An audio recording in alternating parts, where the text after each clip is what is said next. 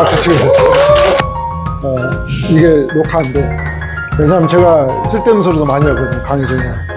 이게 녹화를 해놓으면, 이 녹화 사본이 돌아다니면서 제가 쓸데없는 소리 한 게 나중에 제가 장관 후보자 됐을 때 다 된다고. 그래서 제가 필요하시면 제 유튜브 보세요. 제가 쓸데없는 소리 한 거 다 잘라내고, 반드시 전달해야 될 내용들만 편집해서 올려놓거든요. 그래, 그거 보시면 되고, 전문을 녹화하는 거는 금지합니다.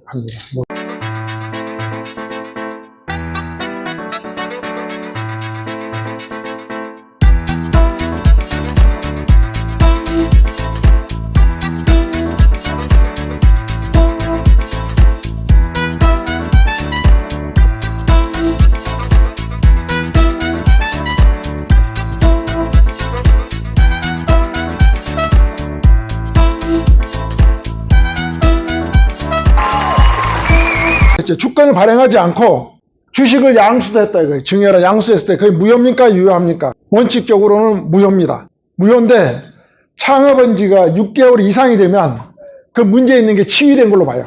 그래서 6개월이 지난 기업에 대해서는 유효하게 되고요. 6개월이 안 된 기업은 무효입니다. 그게 주권 발행 전 주식 양도는 당사자 유효하고 회사에 대해 효력이 없대요. 다만 회사 성립하고 6개월이 경과한 때는 회사에 대해서도 유효하다. 상법에가 이게 나와 있다. 제가 좀 전에 설명드린 내용이 이렇게 나와 있어요.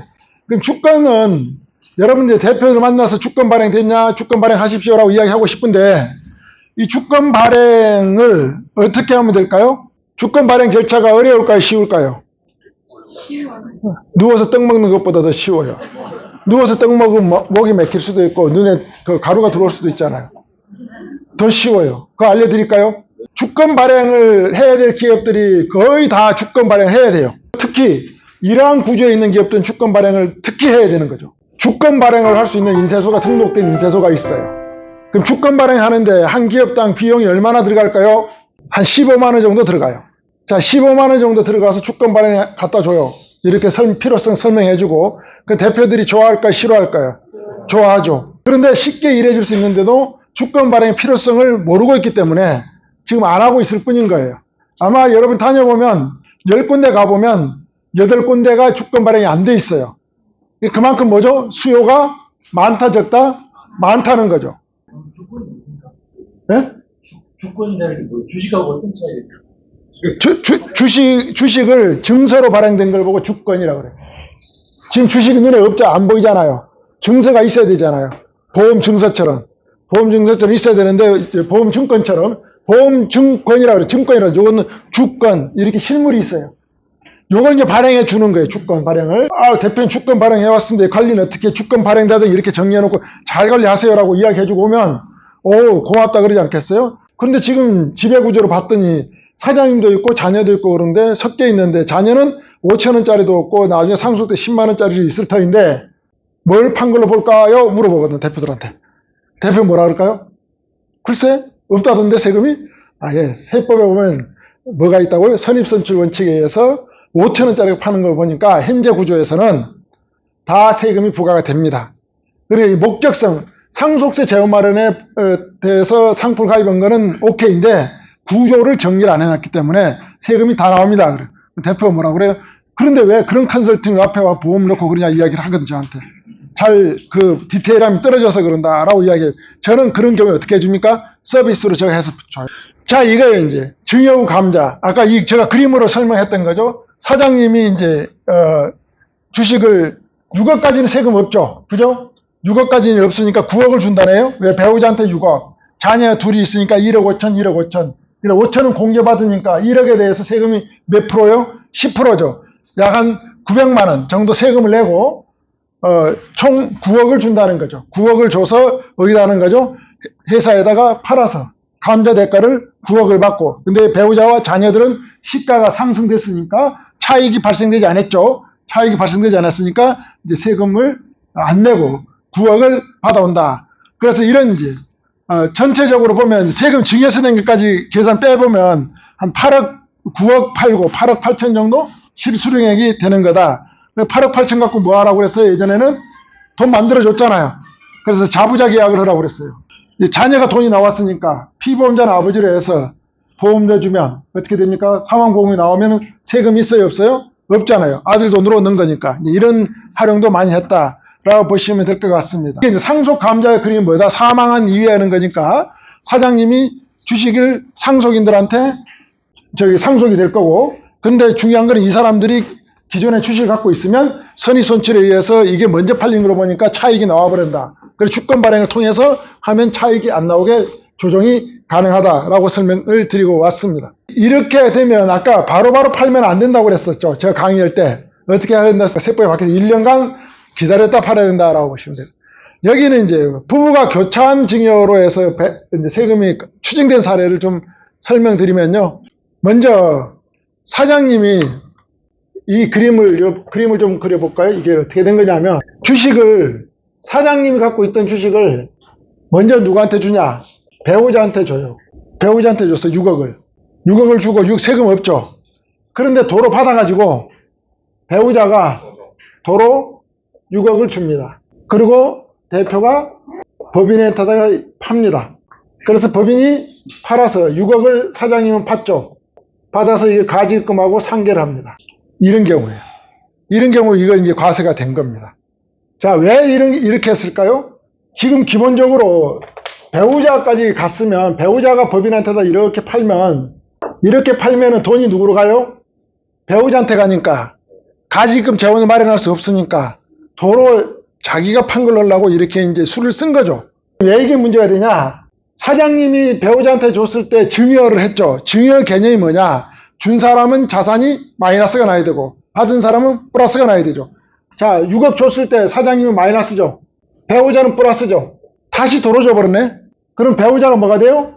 마이너스가 되고 사장님은 뭐가 되죠? 플러스가 돼요. 이 증여행위 자체가 없던 걸로 돼버려요. 그러니까 이 6억을 이렇게 온다 하더라도 이건 없던 행위 되니까 시가가 된 게 아니라 원래 액면가로 봐서 과세가 돼버리는 그런 사례다. 이걸 보고 이제 부부간의 교차증여를 통해서 왜 이걸 했냐?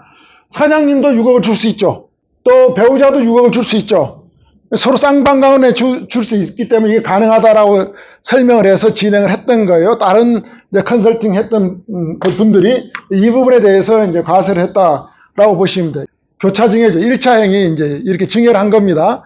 자사주 취득을 하고 2차 행위 서로 맞증여를 했다는 겁니다. 그래서 이익 소각을 해서 이제 정리를 했더니 이렇게 과세가 됐다라는 거죠. 국세기본법에 보면 이게 이제 남편이 부인으로 갔다고 다시 부인이 남편 주고 남편이 법인 주고 남편은 돈이 갔다. 제가 이 그림을 그린 거죠. 이렇게 된 겁니다. 그래 이 행위 자체가 이제 실질과세 세금 줄인 행위다. 2단계 이상의 우회 거래를 통해서 이거 하나 지적이 됐고요. 두 번째로는 뭐냐? 증여란 플러스 마이너스가 있어야 되는데 플러스 마이너스가 없는 행위가 됐기 때문에 1차 행위 자체가 없는 것으로 판단해서 이제 과세가 됐다라고 이렇게 보시면 될 것 같습니다. 근데 정리를 하면 이 행위 때문에 플러스 마이너스가 했고 또 우회 거래 2단계 이상 우회 거래를 했기 때문에 실질과세 원칙에 의해서 과세가 됐다라고 보시면 될 것 같습니다. 두 번째 케이스를 보면 배우자 증여 이익 소각 대금은 남편에게 차용해 줬어요. 돈을 빌려줬어요. 그런데 의제배당으로 과세가 된 사례인데요. 이건 이렇게 된 거예요. 남편이 첫 번째 증여를 해줍니다. 시가로 평가해서 6억을 배우자한테 증여를 합니다. 배우자는 법인한테 팝니다. 여기서 팔아서 그대로 가져갔으면 아무 문제가 없어요. 법인에서 이제 돈을 먼저 이 사이에 세 번째 남편이 가지입금이 있었거든요.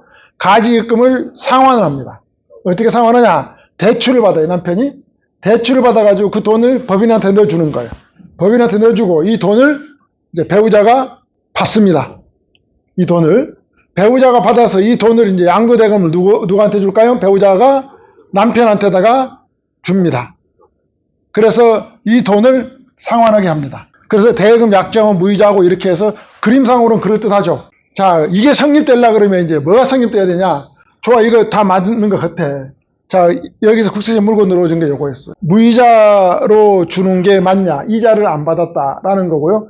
이제 또 내용이 뭐냐? 이 그림을 누가 그렸냐가 중요해졌어요. 그림 그린 사람이 누구냐 물어봤는데 세무조사 대응보고에 이렇게 돼 있어요. 한 바퀴 삥 여러 바퀴 돌려서 결국은 가지입금 상환을 한 거죠.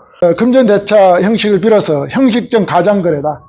금전을 반환받아서 가지입금 상환하기 위한 이 중간에 있는 내용들은 결국은 가지입금 상환하기 위해서 이렇게 막 돌고 도는 거다 라고 이제 이야기를 한 거고, 국세청에서는.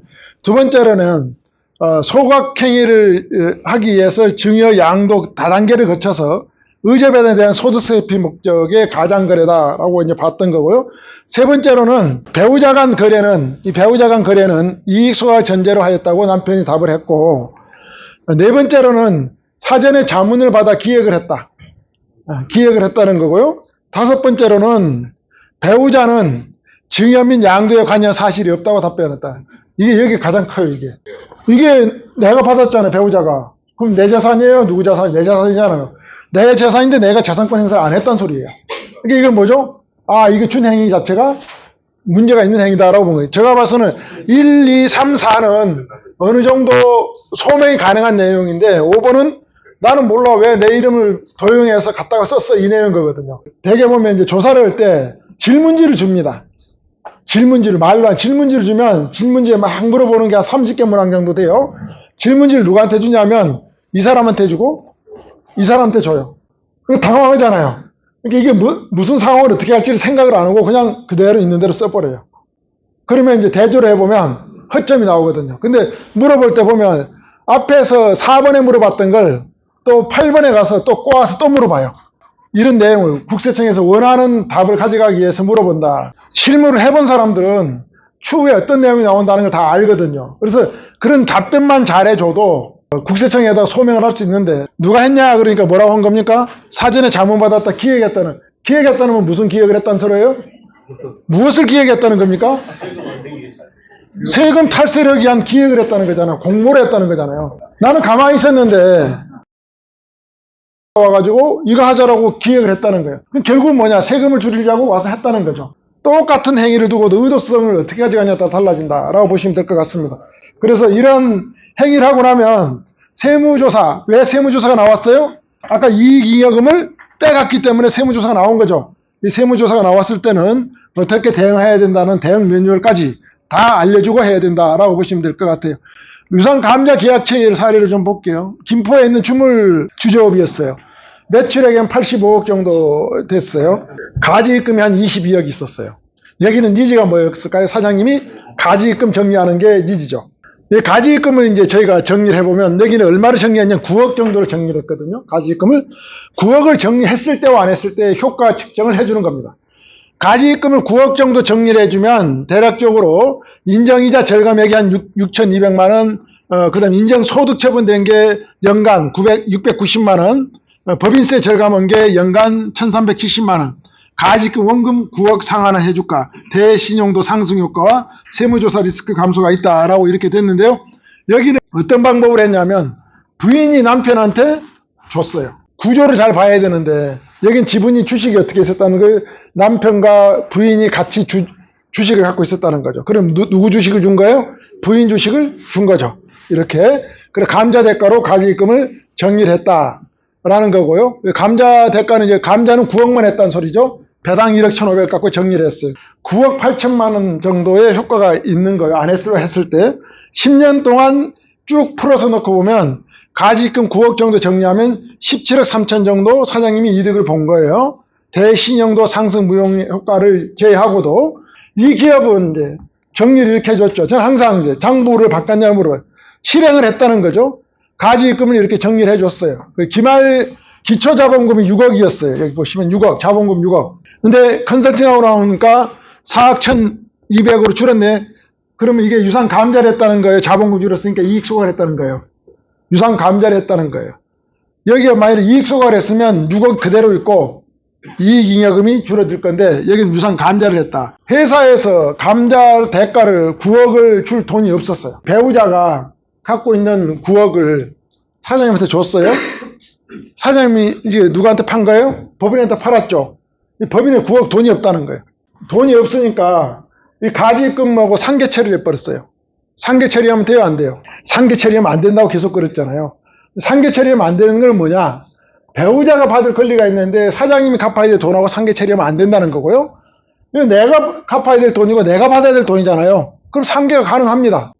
그렇게 상계 처리를 저는 했어요. 그랬더니 연락이 왔을까요, 안 왔을까요? 상계 처리한 게 대해서 연락이 왔어요. 조사가 왔어요. 이 가지기금을 왜 상계 처리했냐. 그래서 제가 이걸 줬어요.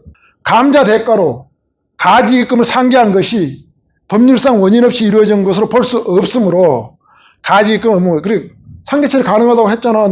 그래 어떻게 했을까요? 그래서 과세가 안 됐어요. 이게 뭐냐, 모든 행위를 할 때는 문제가 나올 만한 지점을 가지고 있어야 돼요. 왔을 때 즉각 대응이 돼야 돼, 시나리오를. 뭐 많은 기업들은 이제 특정 법인을 활용해서 감자를 많이 처리했어요. 입금 계산할 때 사장님이 주식을 갖고 있고 자녀 법인이 주식을 갖고 있어요. 20%, 80% 이렇게 가지고 있는 경우에 올해 5월 8일까지 가능했더니 사장님 자녀 법인이 감자를 안 하고 사장님만 감자를 해버릴 수가 있었어요. 감자라면 여기는 이익이 이렇게 증가된 거죠.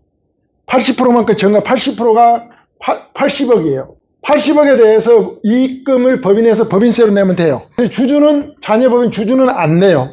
이게 가능했는데 여기서 뭐가 있었냐면 20%가 아니라 여기가 사장님 75%고 자사주가 5%가 있는 경우가 있어요. 자, 이런 경우에는 사장님 75%가 사라지면 누가 이득을 본 거예요? 자녀 법인하고 자사주가 이득을 봤죠. 그러니까 자사주 이득 본 거에 대해서도 자기 법인의 자사주 이득 본 거에 대해서 법인세를 내야 되는 거 아니냐라는 내용이 나올 수가 있죠. 대법원 판례와 조선심판 서면지에 보니까 자사주는 제외한다라고 돼 있어요. 입금 산입에. 이게 뭐냐, 모든 일을 하고 나면 이런 거에 대해서 어떻게 미래에 펼쳐질 것인지에 대해서 예측을 하고 그 예측에 대응할 수 있으면 하고 그 예측된 것에 대해서 대응할 수 있는 역량이 안 되면 안 해야 되는 거예요. 그것도 안 되면서 진행했다가는 사장님이 피해를 볼 수가 있기 때문에 그렇습니다. 상계 처리를 했더니 왜 상계 처리했냐라고 물어보잖아요. 그래서 이 근거에 의해서 처리했다라고 그러니까 소명이 됐다는 거죠. 예감법인을 가기 싫어하는 거예요, 대표가. 예감법인을 안 가려고 그러면 현금성 계산을 좀 빼야 될 것 같아. 한 20억 정도. 그럼 예감법인을 안 갈 것 같아. 20억을 빼는 방법은 뭐예요? 배당뿐이 없잖아요. 배당 소득세가 너무 높아. 그래서 대표가 고민에 빠졌어요. 배당 소득세보다 낮은 세금을 가지고 20억 정도를 빼주면 좋겠어요. 그걸 이제 이야기를 해서 여기는 컨설팅 진행된 사례입니다. 여기는 어떻게 했냐, 해결 방안은 주주가 이제 오빠와 동생이었거든요. 둘이 사업을 해서 각각 배우자한테 10억씩 증여를 했어요. 20억이 나간 거죠. 증여 후 이익 소각을 해서 20억을 회수를 했어요. 10억씩 갔다는 소리는 6억 공개받고 4억에 대해 세금을 냈다는 겁니다. 4억에 대해 세금이 얼마입니까? 20%죠. 8천만 원에 1천만 원 빼니까 7천만 원. 신고세액 공제 3% 하니까 약 한 6,700 정도 세금을 낸 거죠. 자, 10억 정도 가져가는데 6,700을 세금을 냈어요. 그러면 세율이 몇 프로예요? 6.7%. 법인 돈 가져가는데 6.7% 내고 가져갈 수 있는 방법이 있으면 엄청나게 좋은 방법인 거죠. 49.5% 가져갈 거냐? 6.7% 가져갈 거냐? 그 이야기인 거죠. 그래서 6.7%씩 세금 내고 각각 10억씩 가져갔죠. 그런 10억이 빠져나가니까 외부감사법인이 이제 제외가 됐죠. 외부감사법인을 제외할 필요성이 있었다. 조세를 줄이려는 목적보다 뭐가 더 강했다? 외부감사법인을 안 내려고 하는 목적성이 확실하다, 이 기업은. 두 번째는 뭐냐? 돈 가져간 배우자들이 돈을 직접 사용했다. 도로 준 사람한테 돈이 넘어간 흔적이 없다. 라는 이 두 가지 사유 때문에 조선심판에서는 사장님들 손을 딱 들어줬어요. 이렇게 이제 등기까지 다 해줘야 됩니다. 등기가 보니까 여기 8억 5천짜리 자본금 그대로 있었고 주식수만 17만 주에서 14만 6천 주로 줄어들었다라고 이렇게 보시면 될 것 같습니다. 주식평가보고서, 평가기준 현재, 재무제표, 계정자능 명세서, 증여계약서 또는 양수계약서, 자금 출처 누가 썼냐, 의사록 같은 거 다 요청을 합니다. 그래서 이렇게 국세청에서 소명도 다 한다라는 거고요. 고가감자까지 하고 마칠게요. 고가감자, 아까 제가 고가감자를 했을 때 증여세가 나온다 그랬어요? 안 나온다 그랬어요? 안 나온다 그랬죠. 그걸 가지고 컨설팅한 사례입니다. 자녀가 초과배당을 지금 하면 증여세도 내고 배당소득세도 낸다고 그랬었어요. 근데 자녀한테 돈을 한 5억 정도 만들어주고 싶어요. 어떻게 했냐, 1단계. 대표 지분을 자녀한테 3억을 증여를 해줍니다. 그 증여세는 5천만 원 내는 거죠. 증여를 해주고요. 그러고 나서 자녀는 받은 지분 3억 상당한 금액을 법인에다가 팝니다. 얼마에 팔아요? 5억에 팝니다. 3억짜리를 5억에 팔았죠. 높게 파는 거죠. 그러고 나서 의제배당세액을 계산해보면 8,200만 원이 세액이 나옵니다. 그러고 나서 감자를 합니다. 이거는 뭐 때문에? 자녀한테 법인 돈을 5억을 해주고 나면 세금이 내하고 나면 3억 6,800, 실효세율이 26.4%예요. 자녀는 법인 돈을 가져갈 수 있는 상황이 돼요, 안 돼요, 지금? 주주도 지분율도 없고, 그러니까 하나도 못 가져가는 거예요. 근데 구조를 다시 짜니까 자녀가 돈을 가져갈 수 있는 거에 되죠. 자녀가 돈을 가져가고 세금 몇 프로 냈다고요? 26.4% 냈다는 거죠. 이게 니즈가 있는 대표님들이 상당수 많이 있습니다. 이걸 보고 고가 감자라고 합니다. 그래서 고가 감자를 활용하려고 하는 차등배등에 대한 니드가 있는 분들, 우리 자녀 쪽만 법인 자금을 좀 많이 유동화 전략을 가져가야 되겠다라고 하는 대표들. 근데 초과 배당을 했을 때는 증여세도 내고 소득세도 내는데 이렇게 고가 감자로 가면 증여세 없다. 소득세만 내면 된다라고 이렇게 보시면 될 것 같습니다. 자본환원을 좀 보면 이런 경우가 있어요. 법인이 보면 자본 총계가 이제 아까 그림도 보여드렸죠. 60억이에요. 이익잉여금이 50억, 자본금이 10억이라는 거예요. 이런 상황에서 10억을 인출하고 싶어요. 10억을 인출하는 방법은 뭐냐? 이걸 상한우선주로 바꾸는 방법이 있어요. 이 자본 계정을 신입지주여야 되고 이제 보통주인데 이 보통주를 상한우선주로 변경하는 방법이 있습니다. 이렇게 되면 이제 자본금 10억인데 결국은 상한우선주를 상환하니까 40억으로 이익잉여금이 떨어지는 거죠. 이런 전략을 가면 10억을 이제 가져갔을 때 가지입금 상환도 되고 법인 자금을 개인화도 할 수 있는 방법이 있다라고 보시면 될 것 같습니다. 그래서 10억 정도 인출해 가는데 세금을 거의 안 내거나 적게 내거나 이런 방법으로 가능하다라고 보시면 되고요. 자본금이 이제 많은 기업들에 대해서는 이 자본금을 바로 지르도 됩니다. 그래서 세금 없이 자산 유동화, 미처분 이익잉여금을 해소가 가능하다라고 보시면 될 것 같습니다. 상한우선주에 대해서는 내용은 이제 상법에가 다 있어요. 상법 절차를 잘 이해하면 이제 우리 주식회사 컨설팅 하는데 법인 자산 유동화 절세 전략 가져가는데 상당히 유용한 도구들이 많이 있다라고 이렇게 보시면 될 것 같습니다.